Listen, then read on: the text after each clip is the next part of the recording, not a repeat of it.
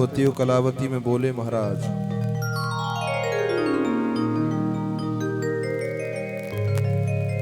एक बात बताओ मैत्रेय जी। उन्होंने 3 प्रश्न किए महाराज। प्रेम से बोलो राधे राधे। एक बार जरा जोर से बोलो राधे राधे।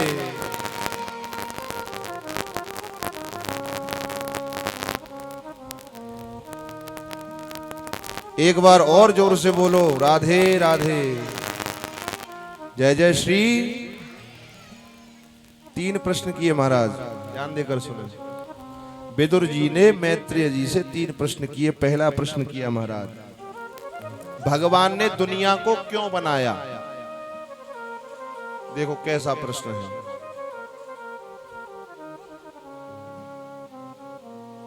भगवान ने दुनिया को क्यों बनाया? अगर नहीं बनाते तो क्या होता है? तो भी चलता। भगवान है, उन्हें दुनिया की क्या जरूरत है? भगवान ने दुनिया को क्यों बनाया? अगर नहीं बनाते तो भी चलता। दुनिया बनाने वाले क्या तेरे मन में समाई, काहे को दुनिया बनाई। पुराने जमाने में गीतों का भी एक अलग सार होता था, गीतों का भी अलग भाव होता था, गीतों में आध्यात्मिकता झलकती थी उस जमाने में।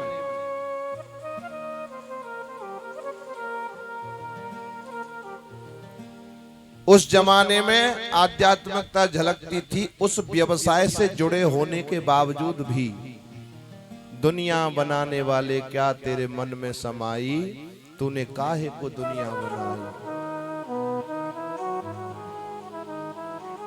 एक और आपने बड़ा प्यारा गीत सुना होगा, दुनिया से जाने वाले जाने चले जाते हैं कहां, कोई कैसे ढूंढे उनके नहीं मिलते कदमों के भी निशान। खांटी शंकराचार्य ने वेदांत भर दिया पूरे गाने में। तोरा मन दर्पण कहलाए,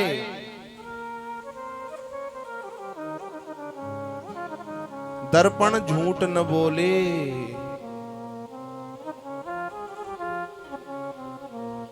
आध्यात्मिकता हुआ करती थी उस जमाने में, लेकिन आजकल के गानों को देखो। हाँ, आज ये बीच में कुछ ऐसी बैठ गई है पूतना कि इनसे मैं बहुत परेशान हूं। हम हाथ जोड़ जोड़ के तुमसे बार बार निवेदन कर रहे हैं, तुम्हारे अभी तो माइक की आवाज नहीं सुन रही है।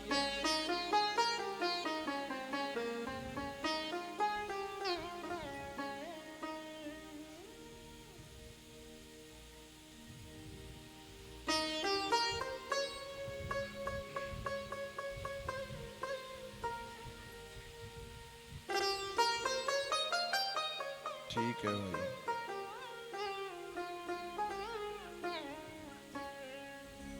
बोलो बांके बिहारी लाल की जय। तोरा मन दर्पण कहलाए, हैं? भले बुरे सारे कर्मों को देखे और दिखाए। और आजकल की सभ्यता के अंदर गानों को देखो महाराज, हैं? उनका कोई अर्थ नहीं है, उनका कोई सेंस है ही नहीं, कुछ नहीं है। ऐसे ऐसे गाने, इतनी नग्नता झलकती है उन गानों में। वो गाना सुना है, पता नहीं डीजे पर मैंने बहुत सुना है कभी कभार। अभी कौन सा गाना, चुन्नी में चुन्नी में, मतलब का गाना चुन्नी में। तो गाने कोई भाव ही नहीं, कोई मतलब नहीं उनका।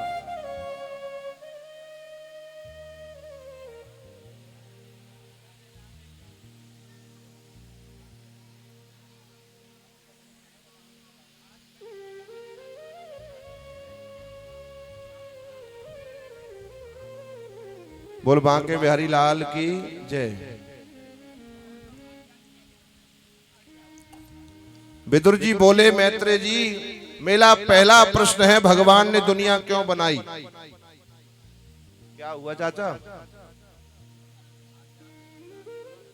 चाचा बहुत ध्यान से सुनते हैं। बहुत अच्छे, हमारे पास घूम कर भी आते हैं, ऐसी बात नहीं। सुबह भी गए थे हालचाल पूछने, बहुत अच्छे हैं बेचारे। प्रधान जी नहीं आते? प्रधान जी नहीं आते?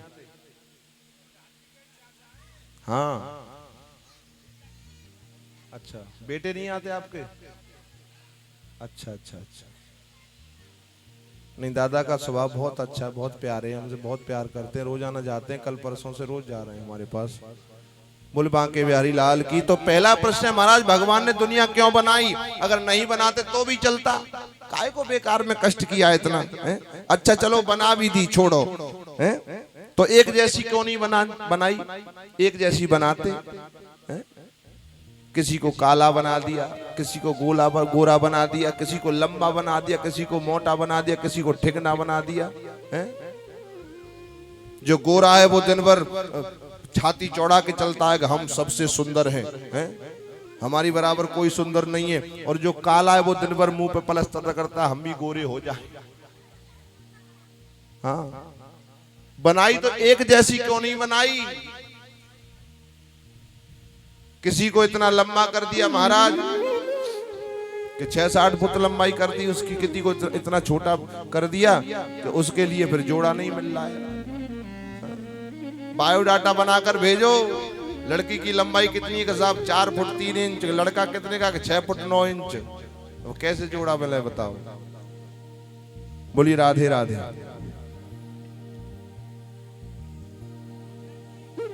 दूसरा प्रश्न किया, कोई दुखी तो इतना दुखी कि सुबह खा ले तो शाम का पता नहीं।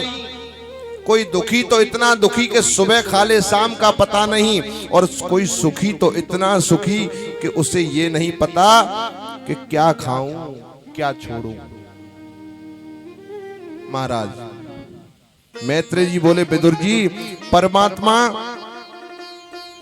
किसी को दुख नहीं देते, परमात्मा किसी को सुख नहीं देते। ये सुख दुख तो कर्म के अनुसार जीव भोगता है। अवश्य में भोक्तव्यम कृतम कर्म शुभाशुभम। आज का किया हुआ कर्म ही कल प्रारब्ध बन करके आएगा। तुमने किया है, तुमको ही भोगना पड़ेगा।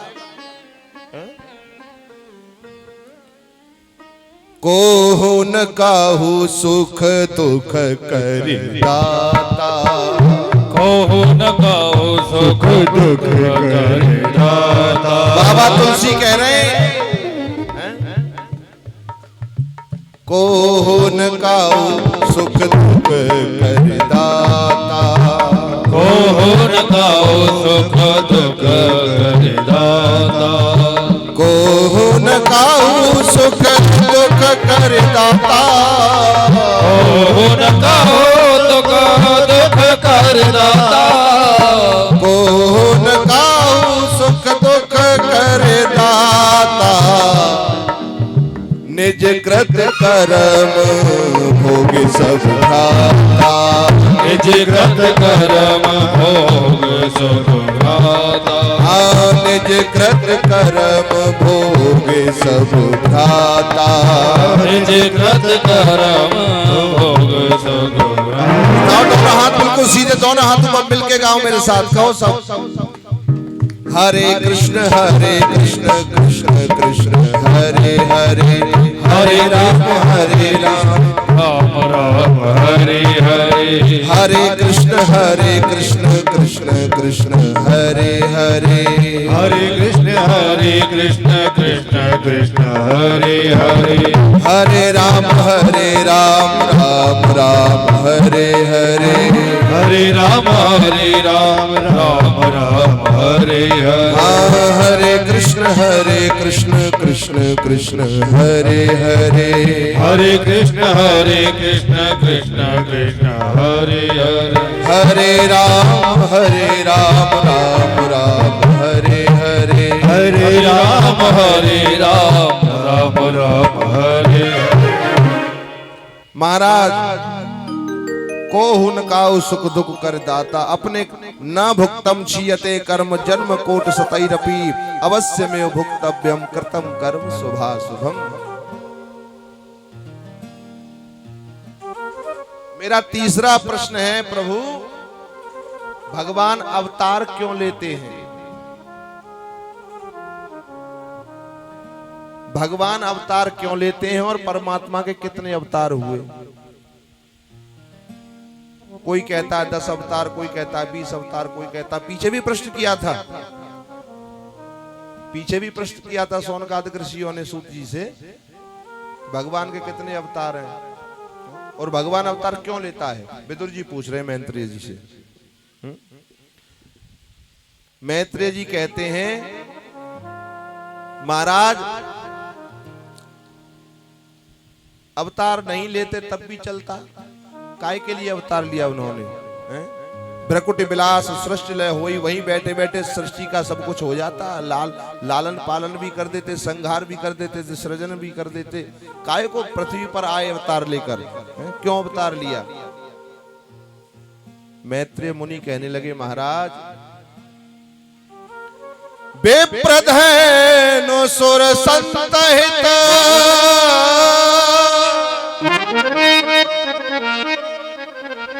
लीन मनुज अवतार, निज इच्छा निर्मित तनो,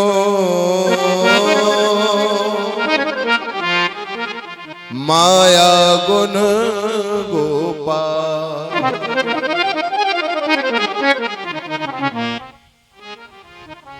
कुछ लोग कहते हैं भगवान राक्षसों का वध करने के लिए आए, दुष्टों का संहार करने के लिए अवतार। नहीं, बिल्कुल नहीं। विप्रधेनु सुर संत हित, ये तो विपन्न भक्तों के लिए, ब्राह्मणों के लिए, गौ के लिए, क्षत्रियों के लिए, अपने भक्तों के लिए अवतार लेकर परमात्मा पृथ्वी पर आता है। और ये राक्षस तो ये तो कूड़ा करकट है, चलते चलते इनकी भी साफ सफाई परमात्मा भगवान करते जाते हैं? जैसे आप कहीं बाहर रहते हो, ध्यान दें, जैसे कहीं बाहर रहते हो और पंडित जी आपका मकान तो यहाँ है, मकान बना हुआ है ना यहाँ, पहले का जगह होगी, मकान हुआ, खेत भी होगा, है ना। अब बाहर रहने लग गए आप लोग, बाहर रहते हो तो जैसे मान लो कभी कभार कोई गांव में से आपके पास निमंत्रण पहुंचा कि हमारे बच्चे की शादी है पंडित जी, फला फला तारीख में आ जाना आप। आपको गांव आए हुए हो गए 2-4 साल या 1 साल 6 महीना, उसके बाद आप घर अपने गांव आए। अब गांव आए तो शादी में, लेकिन सोचने लगे बहुत दिन से घर भी नहीं गया हूं, तो एक काम करता हूं, चाबी ले चलता हूं और शादी में भी चला जाऊंगा और आते आते लौटते लौटते घर को भी देख के आ जाऊंगा। तो शादी में भी आप आ गए और शादी वहां से अटेंड करी और शादी अटेंड करके घर पहुंच गए। घर पहुंच करके गेट खोला तो देखा तो यहाँ जाल माकड़े लगे हुए हैं, वहां जाल लगे हुए हैं, वहां गंदगी हो रही है। तो झाड़ू ली और झाड़ू लेकर उसको साफ सफाई कर दी। तो एक पंथ दो काज। तो भगवान अवतार लेते हैं भक्तों के लिए, दुष्टों के लिए अवतार नहीं लेते। दुष्टों के लिए कौन आएगा? ये तो भगवान चलते चलते गंदगी को साफ कर देते हैं। ये पृथ्वी पर गंदगी बहुत बढ़ गई है।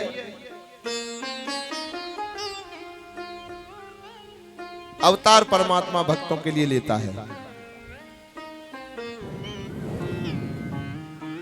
अवधूत वेश वर्णन करते हैं राजा परीक्षित। अवतारों में परमात्मा का एक अवतार ऐसा हुआ है, बराह का अवतार, जिसे बोलते हैं सूकर।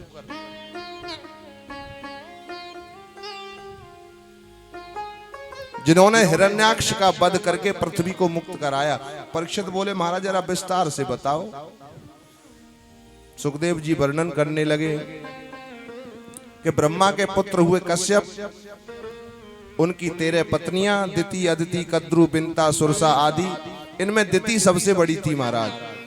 एक दिन दिति ने कश्यप जी से कहा, महाराज मेरी सभी बहनें पुत्रवती हैं, लेकिन मेरे पास कोई संतान नहीं है, मुझे संतान चाहिए। मेरे पास कोई संतान नहीं है, मुझे संतान चाहिए।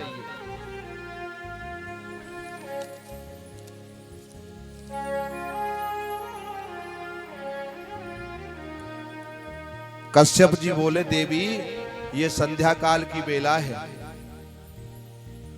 ये संध्या काल की बेला भजन पूजा पाठ के लिए होती है, भोग विलास के लिए नहीं होती।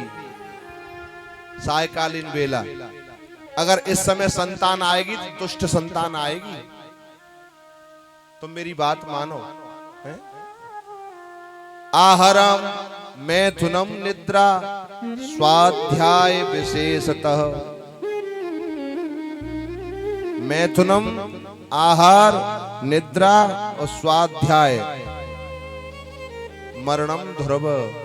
इस समय अगर ये चार काम किए जाएं सायकालीन बेला में, संध्या काल किसे कहते हैं पता है? संध्या काल कौन सा होता है? सूर्य छुप भी नहीं पाए, सूर्य छुप नहीं पाए, चंद्रमा निकल नहीं पाए, उस बीच का जो समय होता है वो संध्या काल होता है। सूर्य छुप नहीं पाए, चंद्रमा भी निकल नहीं पाए। बोले मतलब कि मतलब ये बुद्धि के देवता हैं सूर्य और मन के स्वामी है चंद्रमा। ध्यान दें, बुद्धि के स्वामी है सूर्य, मन के स्वामी है चंद्रमा। अब सूर्य छुपा नहीं, चंद्रमा भी निकल नहीं पाया, तो बुद्धि भी कमजोर और मन भी कमजोर। अगर इस समय तुम मैथुन करोगे तो तुम्हारी संतान दुष्ट पैदा होगी, दुराचारी होगी। अगर इस समय भोजन करोगे तो भोजन पचेगा नहीं, रोग उत्पन्न कर देगा। अगर संध्याकालीन बेला में आप सोओगे तो दरिद्रता आएगी जीवन में। अगर संध्याकालीन बेला में अध्ययन भी करेंगे विद्यार्थी बच्चे, ध्यान दें, सायकालीन बेला में अगर अध्ययन करेंगे तो उनको याद भी नहीं रहेगा, क्योंकि बुद्धि कमजोर है, सूर्य देव छिपे नहीं है, मन भी कमजोर, तो विद्या आएगी कहां से? भोजन करोगे तो रोग होगा।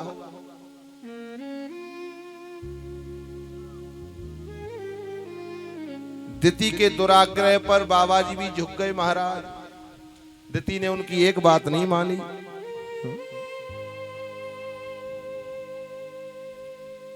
और उसके फल स्वरूप दिति के दो पुत्र पैदा हुए, एक हिरणाक्ष और एक हिरणाकश्यप।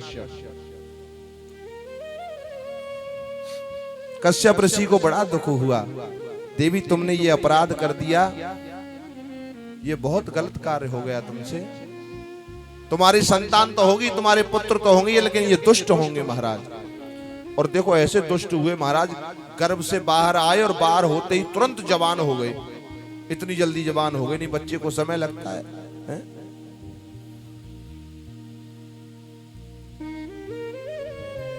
दिति के दो पुत्र हुए, हिरणाक्ष और हिरणाकश्यप। हिरणाक्ष जो है वो लोभ का प्रतीक है, हिरणाकश्यप जो है वो अहंकार का प्रतीक है महाराज। जहां भेद बुद्धि होती है वहीं अभिमान और लोभ का प्रादुर्भाव होता है। जहां अभेद बुद्धि है वहां देवताओं का प्राकट्य होता है। बोलो राधे राधे।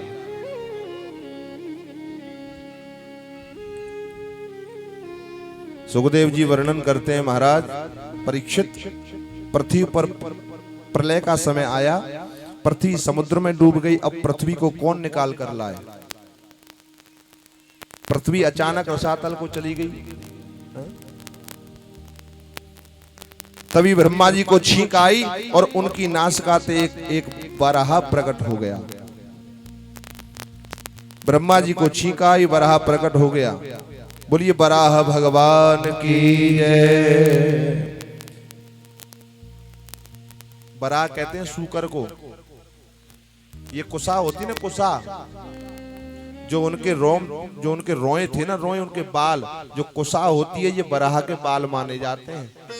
जब हिरणाक्ष का इन्होंने वध किया तो क्रोध में आकर शरीर को फड़फड़ाया, और जब शरीर को फड़फड़ाया तो इनके रोम निकल निकल के, बाल निकल निकल के गिरे पृथ्वी पर। उनसे ही कुसा की उत्पत्ति हुई।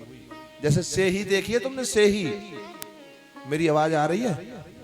सेही, सेही सियार होता है, जैसे सेही, पीछे बड़े बुजुर्ग बैठे उन्होंने देखी होगी ना, कांटे जैसे होते ना, कांटे। हाँ,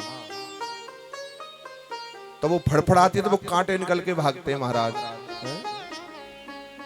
एक पर्वती चूहा होता है, पर्वती चूहा, वो तो देखा होगा ना, उस पे भी कांटे होते हैं, उसे कोई खा नहीं सकता है। उसे छुओगे तो वो बॉल जैसा हो जाता है, अपने आप लुढ़क के गोल गोल बन जाता है।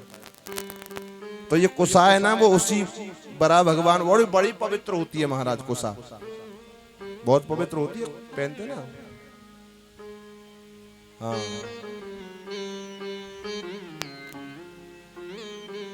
परम पवित्र होती है वो।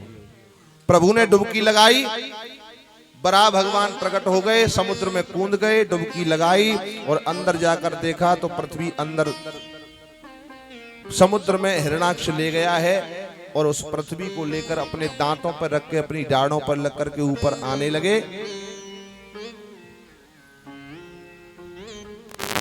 पृथ्वी को रखकर ऊपर लाने लगे और इधर क्या हुआ, हिरणाक्ष कहीं से घूमता हुआ आ रहा था और रास्ते में नारद जी से उसका भेंटा हो गया है?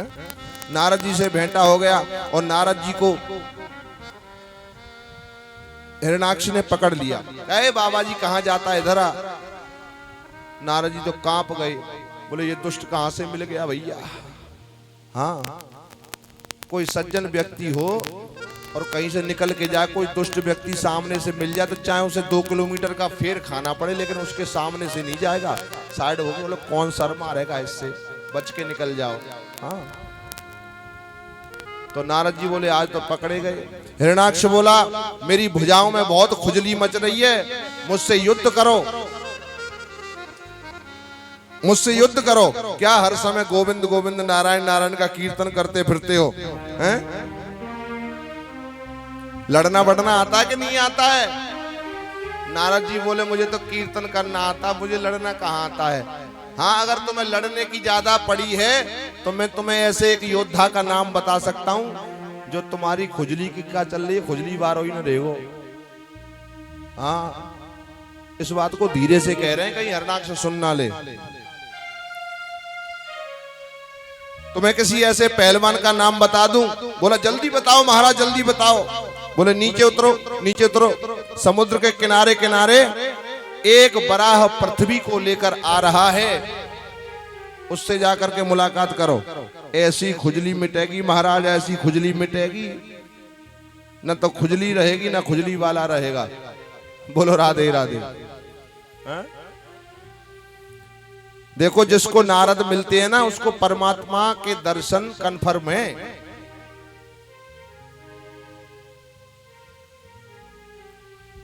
परमात्मा के दर्शन कन्फर्म हैं, चाहे वो दुष्ट को दर्शन हो या किसी सज्जन को। ध्रुव को दर्शन हुए नारद जी के तो भगवान मिले, प्रहलाद को दर्शन हुए तो परमात्मा मिले, हिरणाक्ष को भी दर्शन हुए तो हिरणाक्ष का परमात्मा से मिलन कन्फर्म हो गया। हिरणाक्ष ने बराह को देखा, अब सोचने लगा, हिरणाक्ष ने बराह भगवान को पृथ्वी लाते हुए देखा तो सोचने लगा अब इससे लड़ा कैसे जाए। भाई बिना बात के किसी से कैसे लड़ो जावे वो बताओ तुम। कोई पहले से कुछ कह ही नहीं रहा, कोई बात नहीं, कोई चीत नहीं, अब उससे लड़ाई कैसे हो। तो उसके लिए कोई ना कोई बहाना देखना पड़ेगा ना। अगर मान लो कोई व्यक्ति साइकिल पे जा रहा है, उसे रोको, रुको भाई रुको रुको, और साइकिल का हैंडल पकड़ के बोलो ये साइकिल मेरी है, उतर इस पैसे, उतर इस पैसे।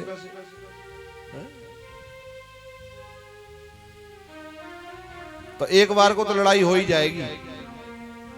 बोलो राधे राधे महाराज। हिरणाक्ष बोला ए वन गोचर मृग, हिरणाक्ष कह रहा है वन गोचर मृग कहां जाता है, मेरी पृथ्वी को लेकर के, ये पृथ्वी मेरी है। और वन गोचर कहते हैं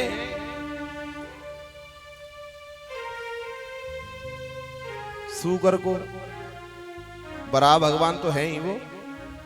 वन गोचर मृग कहते हैं सूहर को। अब सूगर को कहते हैं तो भगवान ने तुरंत टिट फॉर टैट का जवाब दिया उसको। उसने कहा है वन गोचर मृग कहां जाता है, तो भगवान तुरंत बोले ऐ ग्राम सिंह, हम तुम जैसे ही ग्राम सिंहों को ढूंढते फिरते हैं।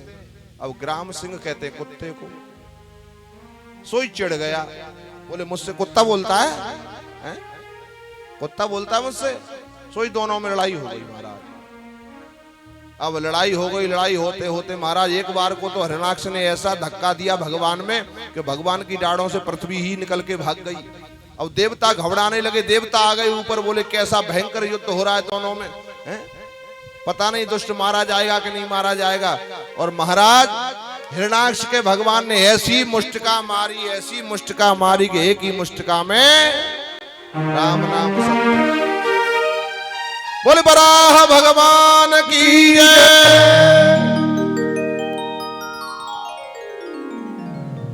अब देखो एक नई बात हो गई, पृथ्वी को अभिमान हो गया।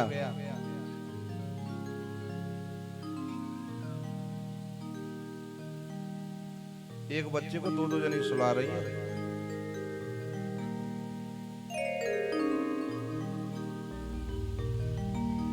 पृथ्वी को अभिमान हो गया कि मेरे बिना भगवान का काम नहीं चलता। और भगवान कहते हैं मैं अभिमान का भोजन करता हूं, अभिमान को खा जाता हूं। मैं, मेरा भोजन है अभिमान। मैं अभिमान किसी का नहीं छोड़ता, चाहे वो कोई कितना भी बड़ा तानाशाह हो। पृथ्वी को अभिमान हो गया, मेरे बिना, पृथ्वी कहती है मेरे बिना भगवान का काम नहीं चलता। मैं थोड़ी सी समुद्र में क्या चली गई, भगवान को मेरे लिए बराह बनना पड़ा, शुकर बनना पड़ा। भगवान सोचने लगे पृथ्वी को तो अभिमान हो गया भाई। तो पृथ्वी को लेकर जब समुद्र से बाहर निकले तो पृथ्वी ने देखा, क्या देखा? जब पृथ्वी को लेकर समुद्र से बाहर निकले तो सुंदर सुंदर बगीचे, सुंदर सुंदर वन हैं, पक्षी चहचहा रहे हैं, कोयल किलकिला रही है। पृथ्वी सोचने लगी अरे मैं तो रसातल में डूब गई थी, समुद्र में डूब गई थी, और मेरे बिना ये कहां से आ गया सब कुछ। भगवान ने कहा ये क्या देख रही हो? पृथ्वी कहने लगी भगवान मैं तो तुम्हारी डाढ़ों पे रखी हुई और ये हरियाली, ये चारों तरफ, ये कहां से आ गया? बोला देवी तुम्हें ज्ञात नहीं है, तुम रसातल को चली गई लेकिन ये मेरा वृंदावन धाम है। बोली मतलब कि सारी सृष्टि का विनाश हो जाता है लेकिन वृंदावन धाम का कभी विनाश नहीं होता। वृंदावन में कभी प्रलय नहीं आती, काशी में कभी प्रलय नहीं आती, भगवान के त्रिशूल पर टंगी हुई है। अयोध्या में कभी प्रलय नहीं आती।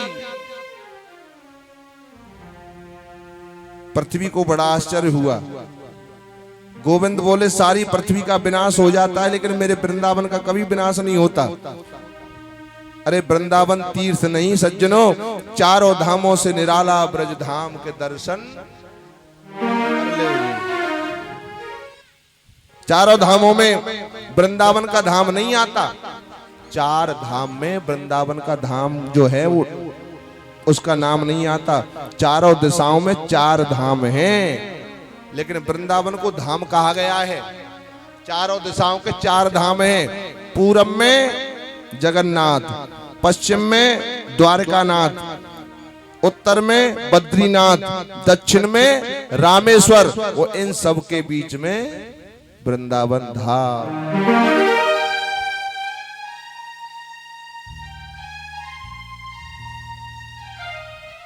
और इन चारों धामों का राजा है प्रयागराज। एक बार क्या हुआ कि ये चारों तीर्थ है ना, चारों तीर्थ प्रयागराज को कर देने जाते हैं। जैसे राजा कर लेता है सबसे, हम टैक्स भरते हैं, खेतन की आपासी जाए, लगान जाए, भरे कि ना भरे, सरकार को यहाँ खाते में जमा होए कि ना होए। तो ऐसे ही ये चारों तीर्थ जो हैं प्रयागराज को कर देने जाते हैं लेकिन वृंदावन धाम कभी नहीं गया कर देने के लिए। तो प्रयागराज ने परमात्मा से, द्वारकाधीश से, कन्हैया से शिकायत की, देखो तुम्हारा वृंदावन धाम कभी मुझे कर देने नहीं आया महाराज, सब मुझे कर देते हैं? अगर मुझे ऐसा ही मेरा अपमान कराना था तो मुझे तीर्थों का राजा क्यों बनाया?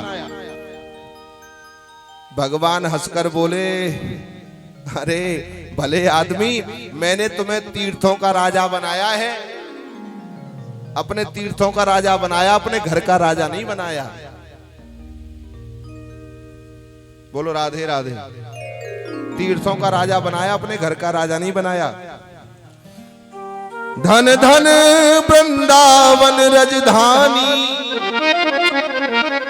करम धर्म जहां पटत जेवरी, मुक्ति भरे जहां पानी। ऐसी है मेरे मोहन की रजधानी।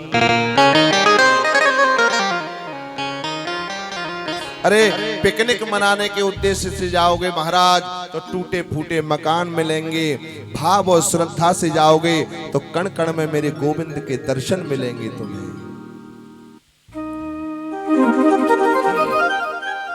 एक बार क्या हुआ, एक बार दोनों हाथ उठाकर बोलो राधे राधे, जय जय श्री राधे राधे, श्याम मिला दे राधे राधे। जरा एक बार जोर से बोलो राधे राधे राधे राधे, ऐसे बोला करो। कुछ लोग तो तब भी रह गए। एक बुढ़ियाई 100 साल की, कै साल की, कितने साल की, और बचपन में ही मर गई। मैं नहीं कह रहा हूं, तुम ही कह रहे हो। हाँ, एक बार मीराबाई सारे तीर्थों में भ्रमण करती हुई वृंदावन में आई। ध्यान दे, सारे तीर्थों में भ्रमण करती हुई वृंदावन में आई तो लोगों ने पूछा, आप देवी जी सब जगह जाती हो, मीराबाई तुम सब जगह जाती हो, सब जगह घूमती हो, लेकिन सबसे ज्यादा आनंद तुम्हें कहां मिलता है? सबसे ज्यादा आनंद कहां मिलता है? तो मीराबाई कहती हैं, लागे वृंदावन नीको, लागे वृंदावन नीको, आलीरी मोहे लागे वृंदावन नीको, मोहे लागे वृंदावन नीको, ओ लागे वृंदावन नीको, लागे वृंदावन नीको, ओ लागे वृंदावन नीको, आलीरी मोहे लागे वृंदावन नीको, मोहे लागे वृंदावन नीको। एक बार दोनों हाथ उठा करके बोलिए, बोल बांके बिहारी लाल की जय। तालियों की सेवा करते हुए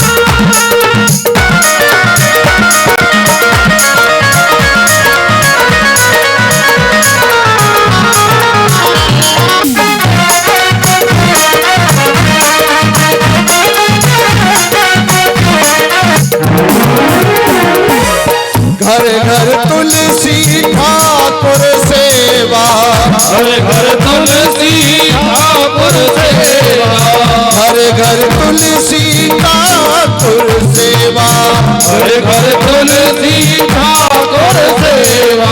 दर्शन अरे दर्शन, अरे दर्शन बिहारी को, आलीरी को लागे वृंदावन को, लागे वृंदावन नीको, आलीरी को लागे वृंदावन नीको।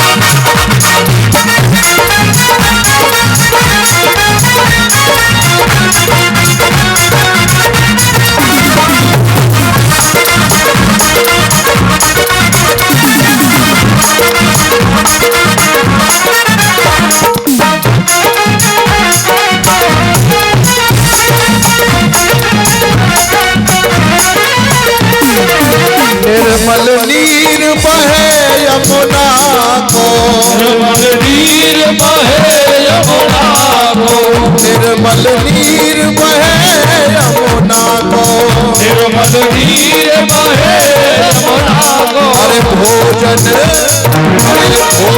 दूध दही को, आहा भोजन दूध दही को, आलिरी को लागे वृंदावन को, हरि को नाम हरि को, आलिरी को लागे वृंदावन को।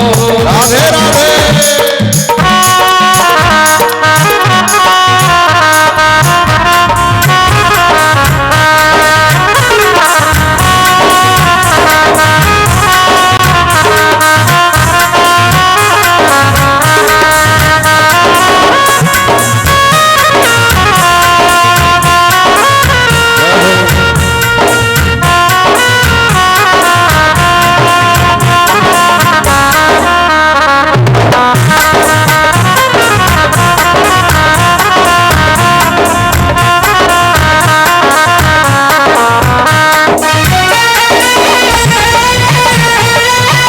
ताली बजाते हुए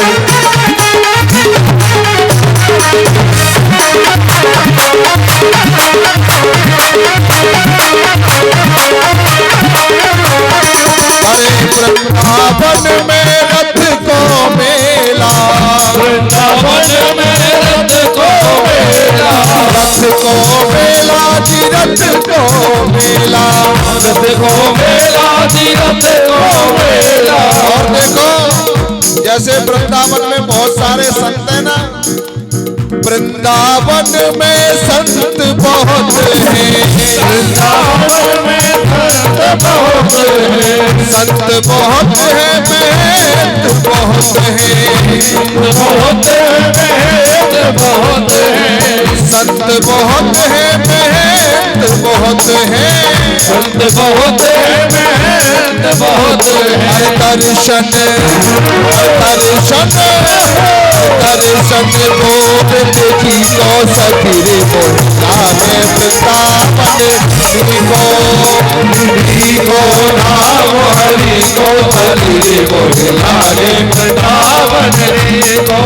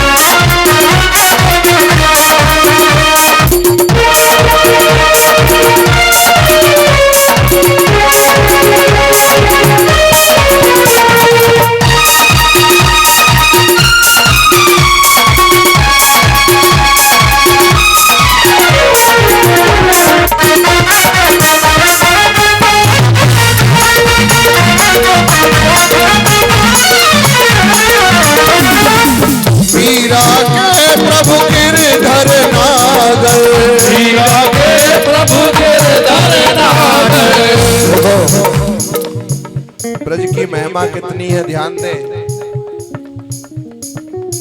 एक बार अयोध्या जाओ, एक बार अयोध्या जाने से जितना पुण्य फल मिलता है, एक बार अयोध्या जाओ, 2 बार द्वारका, 3 बार त्रिवेणी में जाकर नहाओगे, 4 बार चित्रकूट, 9 बार नासिक में, बार बार जाके बद्रीनाथ को मनाओगे, होंगे प्रत्यक्ष वहां दर्श श्याम श्यामा के। अरे वृंदावन सा कहीं आनंद नहीं पाओगे, वृंदावन सा कहीं आनंद नहीं पाओगे, वृंदावन सा कहीं आनंद नहीं पाओगे। मीरा के प्रभु गिरधर नागर, मीरा के प्रभु गिरधर नागर, मीरा के प्रभु गिरधर नागर, मीरा के प्रभु मुखे धन नाम अरे भजन अरे भजन बिना नर भीगो भजन बिना नर भीगो आली रे को लागे वृंदावन नीको को नाम हरि को हरि मोहि लागे वृंदावन नीको आली को लागे वृंदावन नीको हरि मोहि लागे वृंदावन नीको लागे वृंदावन नीको जय जय श्री राधे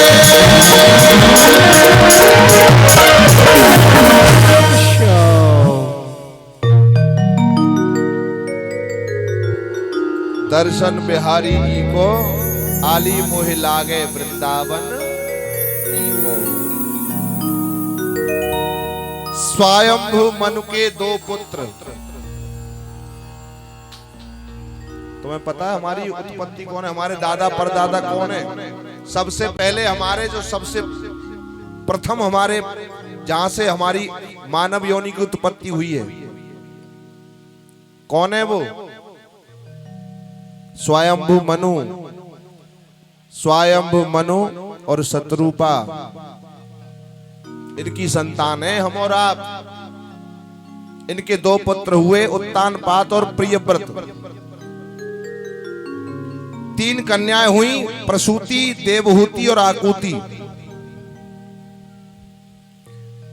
ब्रह्मा के पुत्र हैं कर्दम।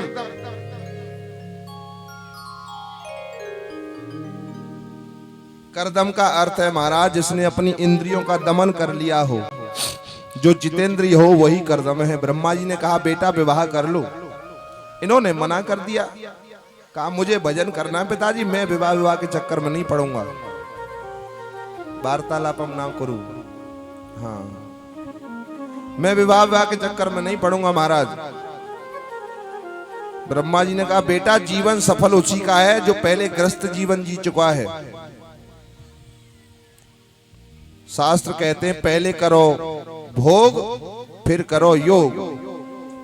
बोले नहीं पिताजी, अगर पहले करोगे भोग तो लग जाएगा रोग, और पहले करोगे योग और फिर करोगे भोग तो आजीवन रहोगे निरोग। और तपस्या करने पर फिर उनके मन में विचार आया बाद में कि विवाह कर लेना चाहिए, पिताजी की आज्ञा है। भगवान ने कहा विवाह कर लो भाई। दर्शन दे करके प्रभु ने उनको आदेश दिया, देखो महाराज विवाह तो मैं कर लूंगा, लेकिन 2-4 माला तुम्हारे नाम की जपता हूं वो भी छूट जाएंगी। हाँ, फिर पत्नी कहेंगी कि आज चाय पत्ती न बट गई, टिंकू को बनियान ले आओ, पिंकी की फीसनाएं भरी गई। हाँ, जे काना बड़ो हेरोजा को एडमिशन होना, तुम्हें छुट्टी ना मिल रही, तुम्हें वोटन ते फुर्सत ना है। हाँ, वोट भई के हमारी तो आंखें तरस गई काना के पापा को देखबे।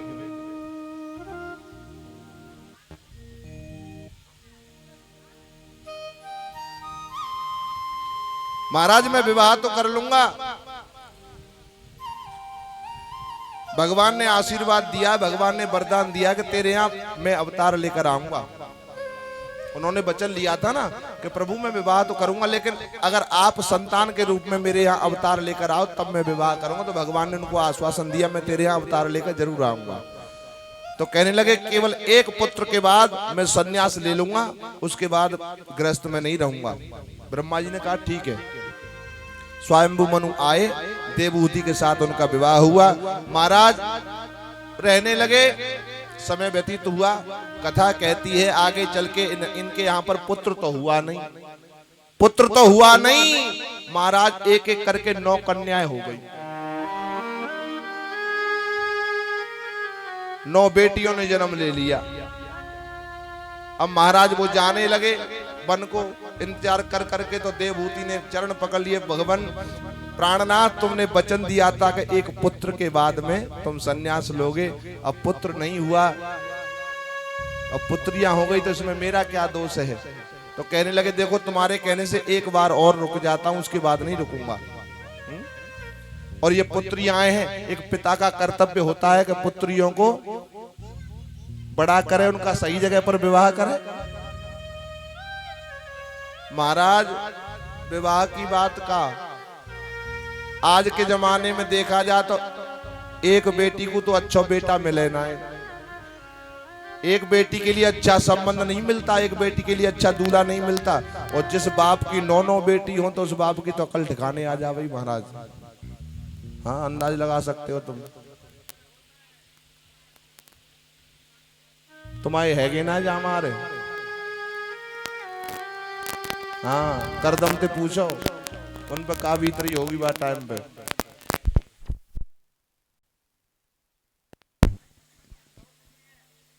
राधे राधे।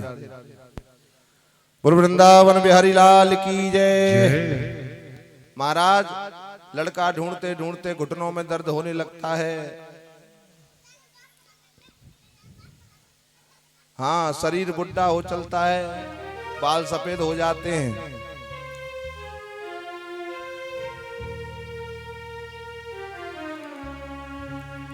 और 9 पुत्रियों के बाद महाराज करदम महात्मा के यहाँ पर देखो 9 पुत्रियों का विवाह उन्होंने कर दिया। कला का विवाह मरीचि ऋषि के साथ, अनुसुईया का विवाह अत्रि मुनि के साथ, अरुंधति का विवाह वशिष्ठ मुनि के साथ। ऐसे करके 9 कन्याओं का विवाह कर दिया और 10वीं संतान के रूप में कपिल देव जी प्रकट हो गए। बोले कपिल भगवान की जय। जो महाराज सांख्य के प्रणेता हैं, दर्शन शास्त्र के प्रणेता हैं, फिलॉसफी के प्रणेता हैं, जिन्होंने सांख्य शास्त्र की रचना की। संस्कृत में कहते हैं सांख्य, हिंदी में कहते हैं दर्शन शास्त्र उसी को, और इंग्लिश में बोल देते हैं फिलॉसफी। अब यहाँ आगे देखो बड़ा सुंदर प्रसंग आया है। कपिल गीता जिसे कहते हैं, देवहूति और कपिल भगवान का बड़ा सुंदर सा प्रसंग आया है? देवहूति को पता है कि मेरे यहाँ भगवान अवतार लेकर आए हैं, एक बार मिलकर कह दो राधे राधे। अब आप शांत होकर बैठ जाएं तो बड़ी अच्छी बात है। बहुत सुंदर कथा आ रही है, बहुत प्यारी कथा आ रही है, बिल्कुल ध्यान देकर सुने आप।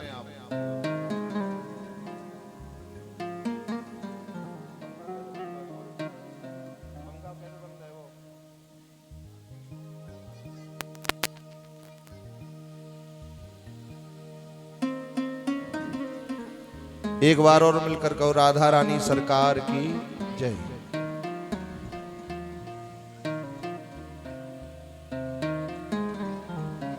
देवहूति सोच रही है परमात्मा पुत्र रूप में मेरे घर पधारे हैं, इसका लाभ अगर मैं ना ले सकी तो इससे बड़ी नासमझी और क्या होगी।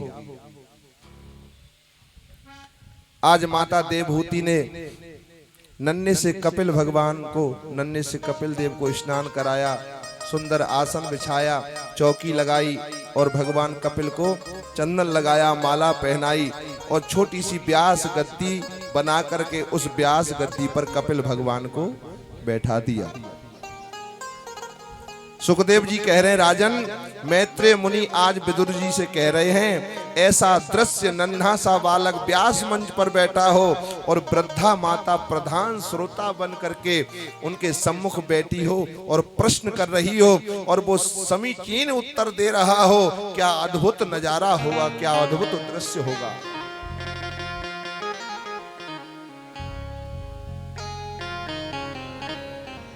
महाराज भागवत में तो नहीं लिखा, लेकिन मैंने संतों के मुख से सुना है कि जब कपिल यहाँ सत्संग प्रारंभ करने लगे तो यहाँ उनकी 9 बहनें भी आ गई। उन्होंने सोचा कि जब घर में ही ज्ञान गंगा बह रही है तो हम ससुराल में कैसे बैठे रह सकते हैं। जैसे आपकी सब बेटियां आ गई हैं, जब घर में ज्ञान गंगा बह रही है तो ससुराल में रह के क्या करेंगी फिर वो। तो ऐसे ही कपिल भगवान की 9 बहनें आ गई।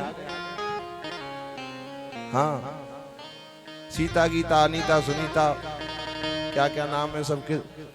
हाँ, एक हाथरस वाली, एक साधवाद वाली, और कहाँ की हैं? एक गारोगड़ी वाली सब आ गई।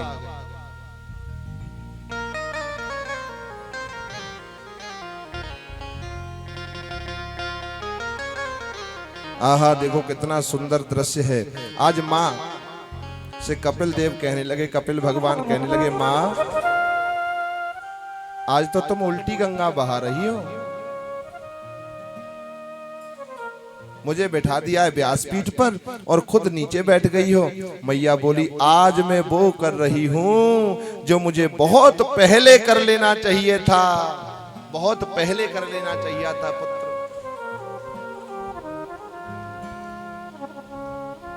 आज हाथ जोड़ लिए देवहूति ने और बड़ा सुंदर प्रश्न किया है।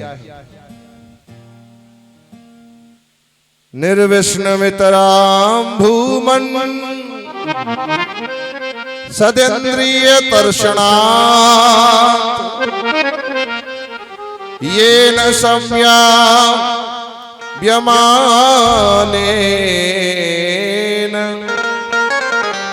न प्रमन्नाहं तं प्रभो। बहुत गौर से सुनने की बात है महाराज। देवहूति कहती हैं, मेरे मन में बहुत जिज्ञासा उत्पन्न हुई है।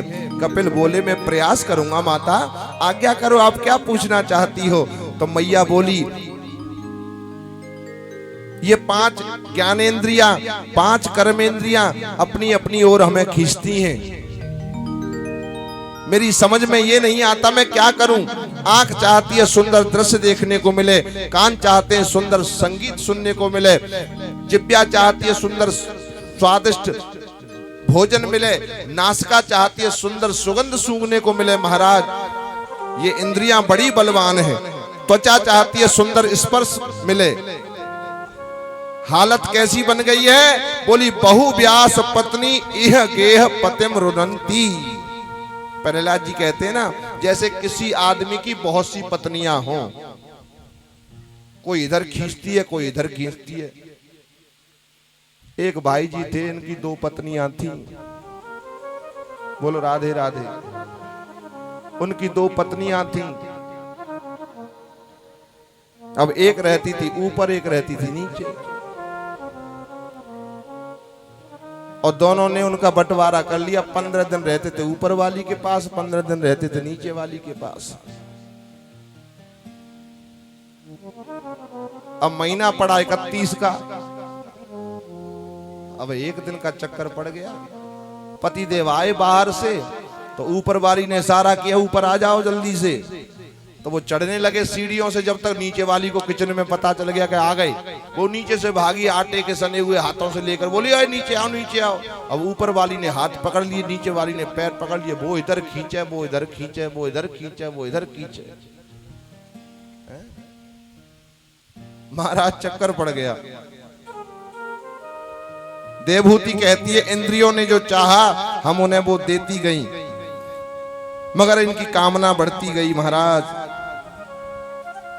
और यहां पर देवहूति ने बहुत सुंदर प्रश्न किया है कि इन इंद्रियों को बस में कैसे किया जाए। मेरा पहला प्रश्न। और ये पूरी भागवत कोई कथा नहीं है, ये हमारी तुम्हारी कथा है। अगर देखा जाए तो परमात्मा जीव की कथा है और भगवान की कथा है। जीव हम हैं, ईश्वर वो है। पहला प्रश्न किया है, इन इंद्रियों को बस में कैसे किया जाए महाराज। मेरा दूसरा प्रश्न है, बंधन किसका, मुक्ति किसकी।